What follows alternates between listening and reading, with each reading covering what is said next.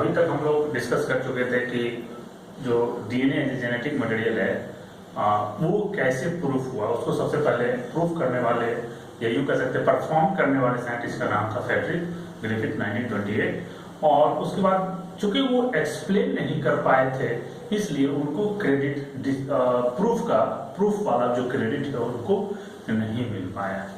तो इस चूंकि बाद में 1933 से 1944 के बीच में तीन scientist Avery McCarty and MacLeod, तीन साइंटिस्ट ने इसको प्रूफ किया कि डीएनए ही जेनेटिक मटेरियल होता है और वही वन जनरेशन से अनदर जनरेशन में क्या होता है वो ट्रांसफर होता है। ठीक है, लेकिन जो एवरी मैककार्टी एंड मैकलियोड थे उनका डायरेक्ट एविडेंस नहीं था, वो डायरेक्ट प्रूफ नहीं कर पाए थे, वो इनडायरेक्टली प्रूफ किए थे कि डीएनए जेनेटिक मटेरियल है। तो उसके बाद इस पे और भी बहुत सारे काम चलती रही। उसी में एक साइंटिस्ट थे Hershey and Chase. Hershey and Chase 1952 में एक एक्सपेरिमेंट करके डायरेक्ट प्रूफ कर दिया, यानी वो डायरेक्ट प्रूफ जो दिया गया था ये हर्शे एंड चेस के द्वारा 1952 में, और उन्होंने ये प्रूफ कर दिया कि डीएनए ही जेनेटिक मटेरियल होता है, कोई और आरएनए या प्रोटीन नहीं जेनेटिक मटेरियल होता है। तो हर्शे एंड चेस 1952 में इन्होंने एक एक्सपेरिमेंट किया था। उस एक्सपेरिमेंट का नाम था ब्लेंडर एक्सपेरिमेंट। ब्लेंडर का मतलब चूंकि ब्लेंड करना था, उसमें क्या किया गया था कि उसमें बैक्टीरिया और जो वायरस था उसको ब्लेंड कर दिया गया था उसको, इसीलिए उसका नाम रख दिया गया क्या, ब्लेंडर एक्सपेरिमेंट। और उसी को दूसरा नाम दिया गया लेवलिंग ऑफ बैक्टीरियोफेज। ये लेवलिंग के थ्रू क्या किया, इन्होंने प्रूफ किया कि डीएनए जेनेटिक मटेरियल होता है। और इसके लिए इन्होंने क्या किया था कि जो लेवलिंग एजेंट लिया था, चूंकि जनरली ये देखा गया कि फॉस्फेट ग्रुप डीएनए में होता है और जो कि सल्फर एमाइनो एसिड्स जो प्रोटीन का पार्ट होता है एमाइनो एसिड, तो सल्फर कंटेनिंग एमाइनो एसिड हम लोग डिस्कस कर चुके हैं कि जो सल्फर कंटेनिंग अमाइनो एसिड दो होते हैं, मेथियोनिन एंड सिस्टीन। ये बहुत इंपॉर्टेंट पॉइंट है, याद रखिएगा। तो हम आसानी से ये कर सकते हैं कि कोई भी जो बैक्टीरिया या वायरस जो भी है, तो वायरस की बात करें, उन्होंने बैक्टीरियोफाज का मतलब होता है, बैक्टीरियो मतलब बैक्टीरिया पे अटैक करने वाला, फाज मतलब वायरस, वैसा virus which attacked such virus which attacked on bacteria, that is called the bacteriophage। तो इन्होंने वायरस का बात किया और इन्होंने इस वायरस को जो T2 बैक्टीरियोफाज था उस पे इन्होंने क्या किया, एक्सपेरिमेंट किया था। ये कौन सा था, T2 बैक्टीरियोफाज। T2 बैक्टीरियोफाज में जो जेनेटिक मटेरियल होता है वो डीएनए होता है, तो वो डीएनए कैसे ट्रांसफर होता है उस पे इन्होंने क्या किया था, स्टडी किया था और एक्सपेरिमेंट किया था। उसी का नाम दिया गया ब्लेंडर एक्सपेरिमेंट। तो इन्होंने जो बैक्टीरियोफाज लिया, उस बैक्टीरियोफाज में जो लेवलिंग एजेंट है वो डीएनए को लेवल करने के लिए उन्होंने P50 फॉस्फोरस 32, ये एक रेडियो एक्टिव एलिमेंट है और ये सिर्फ और सिर्फ किसमें होगा, डीएनए में होगा। और दूसरा सल्फर S35, ये भी रेडियो एक्टिव एलिमेंट है, ये किसमें होगा, अगर ये नया वायरस बनता है तो कहाँ ये प्रेजेंट होगा, सिर्फ और सिर्फ प्रोटीन में प्रेजेंट होगा। क्यों, क्योंकि सल्फर हमेशा प्रोटीन में रहता है और फॉस्फोरस हमेशा डीएनए में प्रेजेंट होता है। अब इन्होंने अपने पूरे एक्सपेरिमेंट को 2 स्टेप में कंप्लीट किया। ओके, तो पहला स्टेप इन्होंने जो किया था, तो पहला स्टेप में इन्होंने 2 स्टेप किया और दूसरा स्टेप में इन्होंने कंफर्म कर दिया कि डीएनए जेनेटिक मटेरियल होता है। तो इसमें इन्होंने क्या किया था, सबसे पहले इन्होंने एक बैक्टीरियोफाज को सेलेक्ट किया और बैक्टीरियोफाज को एक जो जहां पे बैक्टीरिया था ई कोलाई, यहाँ पे जो बैक्टीरिया लिया गया था वो ई कोलाई था और इस ई कोलाई के कल्चर में क्या था, P32 और S35 मिक्स किया हुआ था। और यहीं पे इन्होंने क्या किया, बैक्टीरिया को छोड़ दिया, ये वायरस को छोड़ दिया, जो बैक्टीरियोफाज था T2 उसको छोड़ दिया गया। अब बोल चुके इसका जो होस्ट है वो कौन है, ई कोलाई। ई कोलाई चूंकि मीडियम में जो P32 S35 है, तो अब ये जो वायरस है यानी बैक्टीरियोफाज है वो क्या करेगा, डिवीजन करना शुरू करेगा और डिवीजन करने के बाद एक से क्या बनाएगा, 2। तो जब 2 बनाएगा तो उसमें क्या होगा, डीएनए भी बनेगा। तो डीएनए जो बनेगा तो इसमें जो P32 है वो क्या होगा, डीएनए में आ जाएगा और S32 है, चूंकि वायरस में 2 लेयर होते हैं, ये देखो अंदर वाला पार्ट डीएनए और बाहर का क्या होता है प्रोटीन कोट। ये 11th में आप लोग इसको स्टडी कर चुके होंगे। तो वो ये जो बाहरी कोट है ये प्रोटीन का बना होता है, अंदर वाला जो है वो डीएनए प्रेजेंट होता है। तो डीएनए जब ये 1 से 2 डिवाइड करेगा तो जो दूसरा बनेगा तो उसमें क्या होगा कि जो ये P32 है वो डीएनए में जाएगा और S35 किस में जाएगा, प्रोटीन में जाएगा। ओके, तो अब इन्होंने क्या किया, इसको क्या किया, इसमें फ्री छोड़ दिया डिवीजन के लिए। तो डिवीजन करते करते बहुत सारा बैक्टीरियोफाज बना। तो जितना भी बैक्टीरियोफाज बनेगा, एक बैक्टीरिया या 2 बैक्टीरिया छोड़ के, बैक्टीरियोफाज छोड़ के, 1 या 2 बैक्टीरियोफाज छोड़ के जितने भी वायरस मिलेंगे यानी बैक्टीरियोफाज, उसमें जो ये सारा लेवलिंग एजेंट होगा, जो प्रोटीन होगा उसमें S35 होगा और डीएनए जो होगा वो P32 होगा। इसको कैसे वो देखे होंगे, तो उन्होंने क्या किया था, ऑटो रेडियोग्राफी के थ्रू उन्होंने इसको विजुअलाइज किया।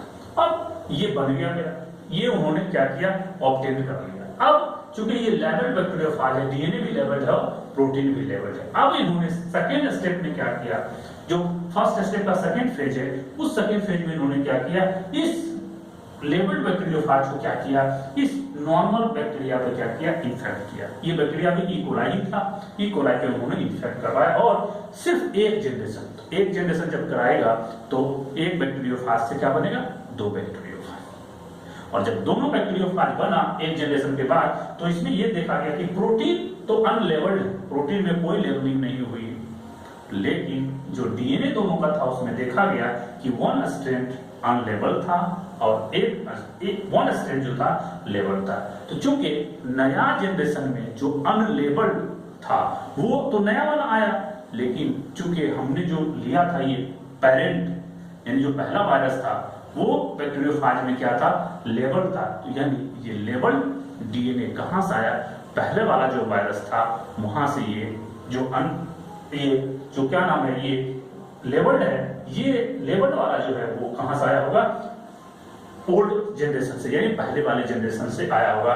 तो इसी के बेसिस पे चूंकि ये लेबल्ड स्ट्रेन पुराने वाले से आया है, ओल्ड जनरेशन से आया है, यानी अपने प्रीवियस बैक्टीरियोफाज से आया है, इसी के बेसिस पे हम कह सकते हैं कि डीएनए ही वो मटेरियल है या वो जेनेटिक मटेरियल है जो 1 जनरेशन से अनदर जनरेशन में क्या होता है, ट्रांसफर होता है। तो ये मेथड से इन्होंने डायरेक्टली प्रूफ कर दिया, क्योंकि ये डीएनए डायरेक्ट इन्होंने शो करके दिखा दिया कि ये डीएनए कहां से आया है, यहां से आया है, यानी प्रीवियस जनरेशन या ओल्ड जनरेशन से आया। इसके बेसिस पे इन्होंने कंप्लीटली इसको प्रूफ कर दिया।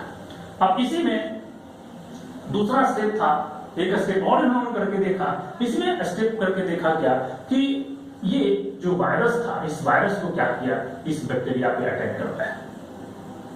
ये बैक्टीरिया भी ई कोलाई है, इस बैक्टीरिया पर जैसे ही अटैक करवाया तो अब चूंकि आंख से तो दिखाई देगा नहीं, जो बैक्टीरिया पर अटैक कर रहा है तो अटैक करेगा, तो अगर प्रोटीन होगा, इसमें प्रोटीन अगर जाएगा तो प्रोटीन भी लेबल्ड होगा, और अगर डीएनए जाएगा तो डीएनए भी लेबल्ड होगा। तो जब इसके ऊपर अटैक करवाया गया तो देखा गया क्या कि इसमें जो एंट्री हुई वो सिर्फ डीएनए का हुआ। चूंकि ये वायरल डीएनए क्या था, लेवल था, यानी प्रोटीन जो लेवल था S35 से था और जो ये डीएनए भी था वो P32 से लेवल था। तो इसमें सिर्फ और सिर्फ वायरल डीएनए इंजेक्ट हुआ, बाकी पार्ट बाहर ही रह गया। इसी बाहर में जो छोटा पार्ट रहा, इस पार्ट को बोलते हैं क्या, प्रोटीन कोट, या ये प्रोटीन कोट विदाउट डीएनए, और इसी को क्या बोलते हैं, घोस्ट वायरस। घोस्ट वायरस उसको बोलते हैं जिसका जेनेटिक मटेरियल नहीं हो, सिर्फ प्रोटीन प्रेजेंट हो, that is called the ghost virus. Okay, अब क्या हुआ, इस बैक्टीरिया में जो इस वायरस का डीएनए आया, अब इसको हम लोग छोड़ देते हैं मल्टीप्लाई करने के लिए। बहुत सा वायरस क्या हुआ, वायरस यहाँ पे मल्टीप्लिकेशन किया, मल्टीप्लिकेशन के बाद ये बहुत सारा वायरस क्या हुआ, यहाँ पे प्रोड्यूस हुआ, और प्रोड्यूस होगा तो उसमें जेनेटिक मटेरियल भी बनेगा, यानी डीएनए भी बनेगा। डीएनए बार बार रेप्लिकेशन के थ्रू क्या होगा, मल्टीप्लाई करेगा, और वो मल्टीप्लाई करेगा। उसके अलावा जो डीएनए है वो डीएनए से आरएनए से प्रोटीन बनाएगा, वो प्रोटीन आपस में क्या करेगा, मिलके डीएनए और प्रोटीन मिलकर क्या करेगा, पैकेजिंग होकर नया वायरस प्रोड्यूस करेगा। इस नए वायरस में अगर देखा गया, यानी अब ये वायरस जो मैच्योर वायरस होगा, तब इसको देखा गया इस वायरस में 2 तरह के वायरस हमें मिल रहे हैं। यानी जो बैक्टीरियोफाज हमें मिल रहा है, उन्होंने देखा, कौन, हर्शी एंड चेस, इन्होंने देखा कि जो इसमें वायरस हमें मिल रहे हैं वो वायरस दो तरह के हैं। एक जो वायरस होगा वो तो नॉर्मल होगा, जिसमें प्रोटीन भी अनलेबल्ड और डीएनए भी अनलेबल्ड, दोनों स्ट्रैंड डीएनए का लेबल नहीं होगा, प्रोटीन भी उसका लेबल नहीं होगा। एक दूसरे तरह का वायरस मिला, उसका प्रोटीन तो अनलेबल था लेकिन उसका डीएनए का वन स्ट्रैंड क्या था, ये लेवल था। बाकी एक स्ट्रैंड अनलेबल था लेकिन दूसरा स्ट्रैंड लेवल था, जिसमें रेडियो एक्टिव सब्सटेंस P32 की वजह से वो लेवल्ड हो गया था और वो हमें आसानी से वहां पे हम उसका जो डायग्राम है या ऑटो रेडियोग्राफी के थ्रू हम उसका डायग्राम ऑब्टेन कर सकते थे। तो इसके बेसिस पे चूंकि P32 कहाँ था, ये पेरेंट में था और यहीं से जो रेस्ट ऑफ वायरस में जा रहा है वो कहां से जा रहा है, यहीं से जा रहा है।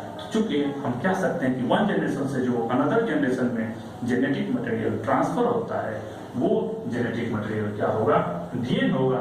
Since this label DNA comes from old generation of bacteriophage, hence DNA is genetic material. तो ये एक्सपेरिमेंट की बेसिस पे डायरेक्ट इन्होंने हर्शी एंड चेस ने प्रूफ कर दिया कि डीएनए ही जेनेटिक मटेरियल है, जबकि जो एवरी मैककार्टी एंड मैक्यूर थे उन्होंने डायरेक्टली इसको प्रूफ नहीं किया।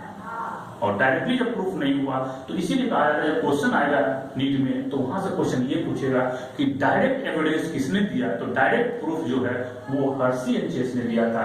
और अगर एवरी मैककार्टी के बारे में पूछेगा तो वहां पूछ देगा ये क्वेश्चन कि ट्रांसफॉर्मेशन एक्सपेरिमेंट के थ्रू किसने प्रूफ किया कि डीएनए ही जेनेटिक मटेरियल होता है।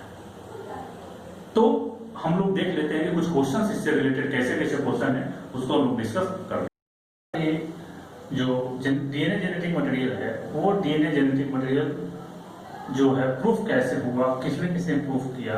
प्रूफ करने के बाद ये क्वेश्चन अपने आप एराइज होता है कि डीएनए ही जेनेटिक मटेरियल्स क्यों, कोई और जेनेटिक मटेरियल्स क्यों नहीं। डीएनए ही जेनेटिक मटेरियल क्यों होता है, प्रोटीन या आरएनए जेनेटिक मटेरियल क्यों नहीं होता है। तो किसी भी मॉलिक्यूल्स या बायोमॉलिक्यूल्स को जेनेटिक मटेरियल होने के लिए उसमें कुछ ना कुछ क्या होने चाहिए, प्रॉपर्टीज होनी चाहिए जो उसको जेनेटिक मटेरियल होने के लिए चाहिए। अगर वो प्रॉपर्टीज है तो उसको जेनेटिक मटेरियल, वो बेहतर जेनेटिक मटेरियल होगा कंपेरिजन टू अदर मॉलिक्यूल्स। तो इसमें कुछ प्रॉपर्टीज है, मेनली 4 प्रॉपर्टीज के बेसिस पे हम ये डिसाइड करते हैं कि किसको जेनेटिक मटेरियल होना है। तो पहली बात अगर करें तो पहला पॉइंट है कि कोई भी मॉलिक्यूल्स जेनेटिक मटेरियल जो होगा उसमें able to generate its replica, यानी रेप्लिकेशन की कैपेबिलिटी उसमें होनी चाहिए, जो अपने आप या उसमें एक से रेप्लिकेशन का मतलब होता है अपने ही जैसा वो एक कॉपी बनाए या अपने जैसा बिल्कुल एग्जैक्टली कार्बन कॉपी बनाने की एबिलिटी हो, that is called the replication. इसके रेप्लिकेशन के बारे में डिटेल में हम लोग डीएनए रेप्लिकेशन में देखेंगे, जो अगला चैप्टर होगा तो उसमें हम लोग इसके बारे में डिटेल में देखेंगे रेप्लिकेशन क्या होता है। तो जेनेटिक मटेरियल वो बेहतर होगा या अच्छा जेनेटिक मटेरियल उसको कहा जा सकता है जिसमें रेप्लिकेशन की एबिलिटी हो। ठीक, दूसरा पॉइंट है कोई भी मॉलिक्यूल्स वो जेनेटिक मटेरियल होना चाहिए, यानी जेनेटिक मटेरियल होने के लिए उस मॉलिक्यूल का केमिकली और स्ट्रक्चरली स्टेबल होना चाहिए, तभी वो जेनेटिक मटेरियल होगा। तीसरा पॉइंट है कि जेनेटिक मटेरियल अगर हो वो that should provide the scope for slow changes, यानी जिसमें चेंजेस फास्ट नहीं हो, जिसमें चेंजेस बहुत स्लो हो। क्योंकि अगर म्यूटेशन जिसमें चेंजेस बहुत फास्ट होगा तो उसमें क्या होगा कि एक मॉलिक्यूल से दूसरे मॉलिक्यूल इमीडिएटली चेंज कर जाएगा और उसकी इंटीग्रिटी ज्यादा दिनों तक नहीं रह पाएगी। तो जिसमें स्लो चेंजेस हो, यानी म्यूटेशन का जो रेट, जो म्यूटेशन हो वो बहुत स्लो हो, ताकि उसमें क्या हो, इवोल्यूशन कुछ टाइम के बाद धीरे धीरे इवोल्यूशन आए, ना कि बहुत ज्यादा प्रॉब्लम क्रिएट हो जाए। तो चूंकि ये म्यूटेशन स्पेशली ये म्यूटेशन इवोल्यूशन के लिए बहुत जरूरी है, लेकिन अगर ये बहुत तेजी से चेंजेस होगा तो वहां पे ये प्रॉब्लम आएगा कि एक जो जनरेशन है या एक जो ऑर्गेनिजम्स का पॉपुलेशन है वो ज्यादा दिन तक स्टेबलाइज नहीं हो पाएगा। तो यानी उसमें जो चेंजेज हो वो बहुत स्लो होना चाहिए, यानी म्यूटेशन का जो रेट है वो बहुत कम होना चाहिए। और चौथा पॉइंट है कि जो जेनेटिक मटेरियल होगा वो मेंडेलियन कैरेक्टरिस्टिक को पूरी तरह से या मेंडेलियन लॉ को पूरी तरह से फॉलो करेगा। अगर वो मेंडेलियन लॉ को पूरी तरह से फॉलो करता है तो उसको जेनेटिक मटेरियल हो सकता है। अब हम इस एक्सप्लेन करें, इस चारों पॉइंट को एक्सप्लेन करें तो बात करें, पहला पॉइंट है डीएनए। डीएनए वह जेनेटिक मटेरियल है या डीएनए वह बायोमॉलिक्यूल्स है जिसमें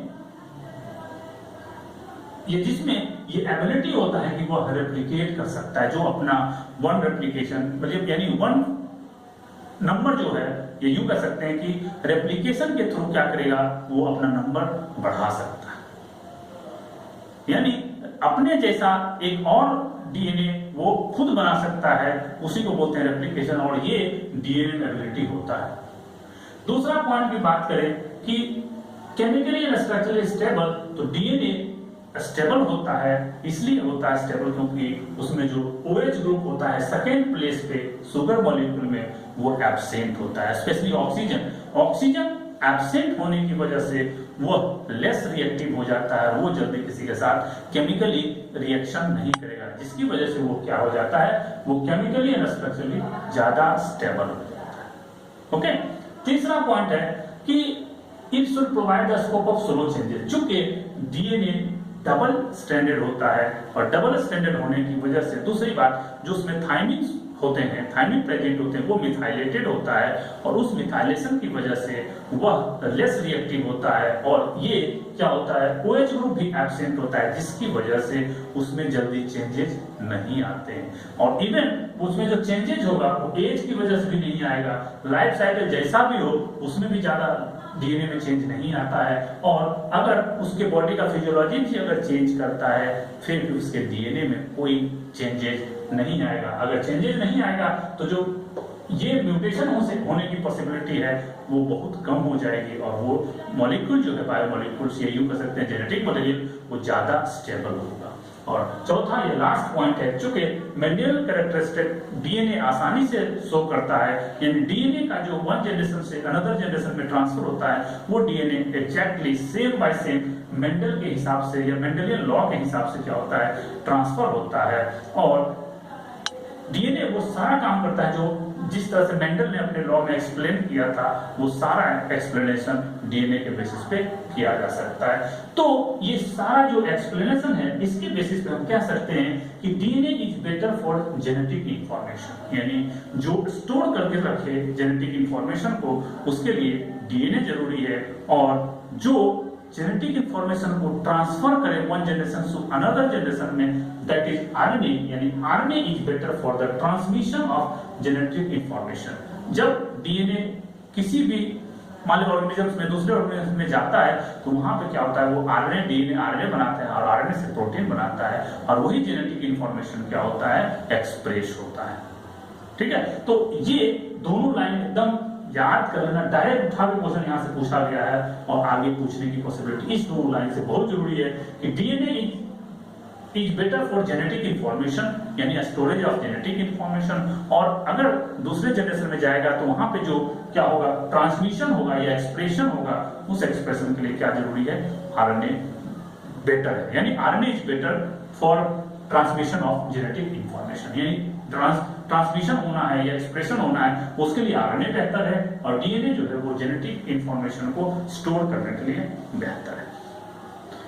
अब हम बात करते हैं कि जो हम लोगों ने डीएनए जेनेटिक मटेरियल, यहाँ से ये पार्ट बहुत इंपॉर्टेंट है और यहाँ से नीट में कई बार क्वेश्चन पूछा गया है, तो उससे रिलेटेड कुछ बहुत इंपॉर्टेंट क्वेश्चंस हैं। ये क्वेश्चंस अगर हम लोग कर लेते हैं तो यहाँ से क्वेश्चन एक भी क्वेश्चन बाहर नहीं जाएगा, हम लोग आसानी से इस क्वेश्चन को अटेम्प्ट कर सकते हैं। जैसे फर्स्ट क्वेश्चन की अगर बात करें, before the explanation of Avery McCarty and MacLeod, यानी जब तक डीएनए को मैककार्टी, मैक्लियोड और एवरी ने तीनों मिलके उसको ये नहीं कह दिया कि डीएनए जेनेटिक मटेरियल है, उसके पहले the following considered as genetic material, उनके पहले कौन सा मॉलिक्यूल्स था जिसको जेनेटिक मटेरियल माना जाता था, तो उसका आंसर क्या होगा, प्रोटीन, डीएनए, आरएनए और नॉन इस सब में आंसर होगा प्रोटीन, क्योंकि प्रोटीन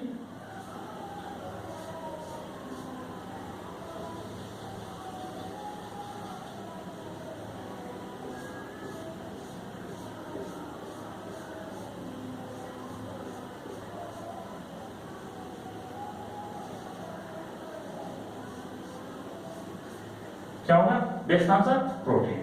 अब इसी में दूसरा क्वेश्चन देखते हैं।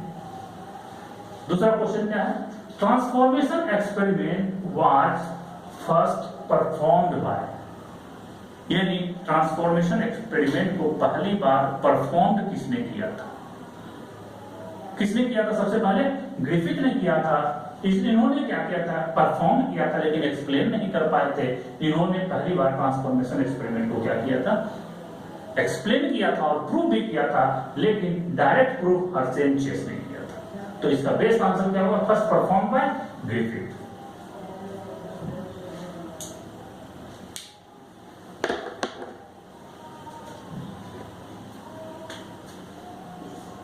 ग्रिफिथ। अब तीसरा क्वेश्चन हम देखते हैं, transformation experiment was first explained by, perform by नहीं, यहां पूछ रहा है एक्सप्लेन्ड बाय यानी प्रूव्ड बाय। ट्रांसफॉर्मेशन एक्सपेरिमेंट को पहली बार किसने प्रूव किया? तो उसमें क्या था, एवरी, मैकार्टी एंड मैक्लिओड सबसे पहले प्रूव किया था। इसका आंसर होगा क्लियर। नेक्स्ट क्वेश्चन देखते हैं, DNA genetic material was first proved bye, पहली बार किसने प्रूव किया? एवरी, मैकार्टी एंड मैक्लिओड ने। उसके बाद हर्शे एंड चेस ने आया था। हर्शे एंड चेस 1952 में किया था। उसके पहले ट्रांसफॉर्मेशन एक्सपेरिमेंट को प्रूव करने वाले साइंटिस्ट का नाम था एवरी, मैकार्टी एंड मैक्लिओड। क्लियर। इसका आंसर क्या होगा, बी। नेक्स्ट क्वेश्चन देखते हैं, DNA genetic material was proved bye. Question को गौर करना, क्योंकि इसमें पूछ रहा है इसने प्रूव्ड बाय, तो प्रूव्ड किसने किया था? एवरी, मैकार्टी एंड मैक्लिओड भी, और उसके बाद हर्शे एंड चेस भी किया था, दोनों ने किया था। इसीलिए इसका जो आंसर होगा more than one, more than one. इसका आंसर क्या होगा, डी। समझ में आ रहा है, क्लियर। अब बात करते हैं नेक्स्ट क्वेश्चन की। अब इसमें पूछ रहा है सिर्फ प्रूव्ड बाय, प्रूव तो दोनों किया था, इसीलिए आंसर क्या होगा, more than one. Next question देखते हैं, DNA genetic material was proved by transformation experiment. Clear कर दिया कि ट्रांसफॉर्मेशन एक्सपेरिमेंट के द्वारा जेनेटिक डीएनए जेनेटिक मटेरियल है, किसने प्रूव किया था? एवरी, मैकार्टी एंड मैक्लिओड ने। तो उसने किया था एवरी, मैकार्टी एंड मैक्लिओड। और next last question, DNA genetic material was proved by blender experiments और लेवलिंग ऑफ बैक्टीरियोफाज। तो ये क्लियर है, 1952 में हर्शे एंड चेस ने बैक्टीरियोफाज के लेवलिंग के थ्रू, या इसी को ब्लेंडर एक्सपेरिमेंट कहा गया, किसने प्रूव किया था? Hershey and chess. ओके, तो अगर हम इतना क्वेश्चन आप अच्छी तरह से इसको कर लेते हैं, तो आई होप कि यहां से क्वेश्चन एक भी बाहर नहीं जाए और सारे क्वेश्चन यहां से कवर हो जाएंगे। ओके।